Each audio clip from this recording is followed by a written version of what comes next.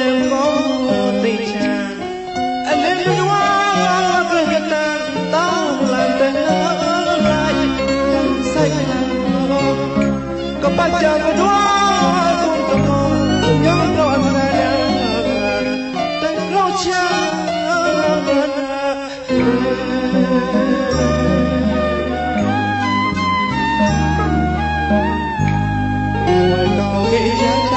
mà tuy chẳng một món ăn lá tê khi nơi rồi khi nơi nào để sai ra em hát mua bờ lúc đó có phòng nàng để em chịu ra cho trong tình trạng lúc cả nó đã một tầng ngoài cao về lại trái em mà đi chẳng một hồi bất yên ngoài cao do bây giờ con tao thô chán ngoài cao chán em mà chán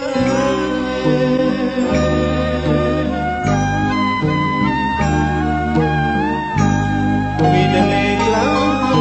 say con mơ bất lạnh lòng sông cao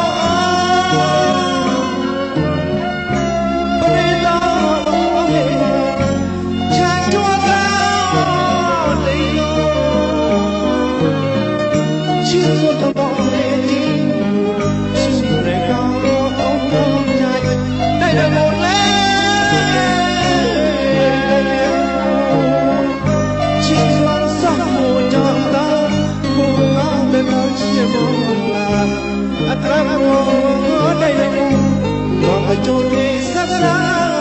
cái đánh lòng sông bên ta vì với nó không quên gì chuyện tình cha sẽ đánh cha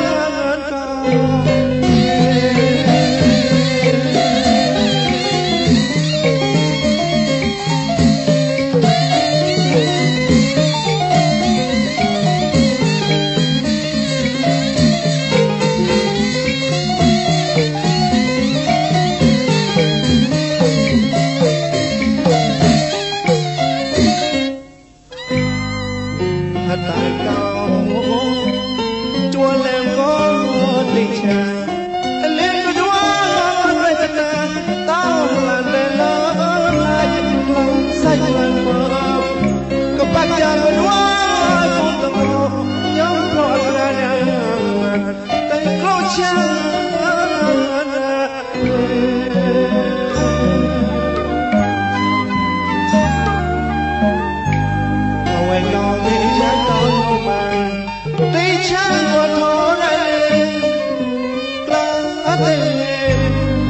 rồi khi nào tại sao trái em vẫn muốn bắt đầu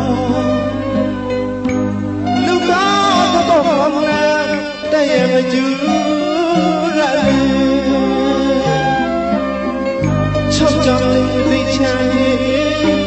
lúc cả đó đã một tầng ngoài có người lại trái em mà tình chàng một hồi bất yên nhiều ngoài có do bây giờ con tao thô chán ngoài có chán em đã chán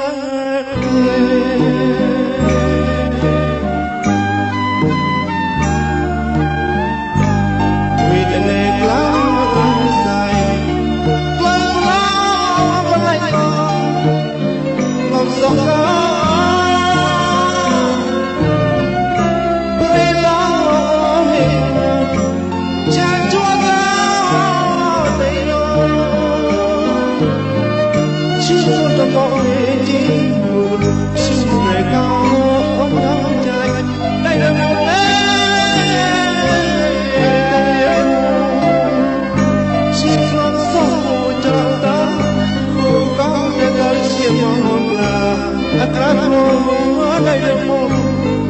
cho thì sắc lá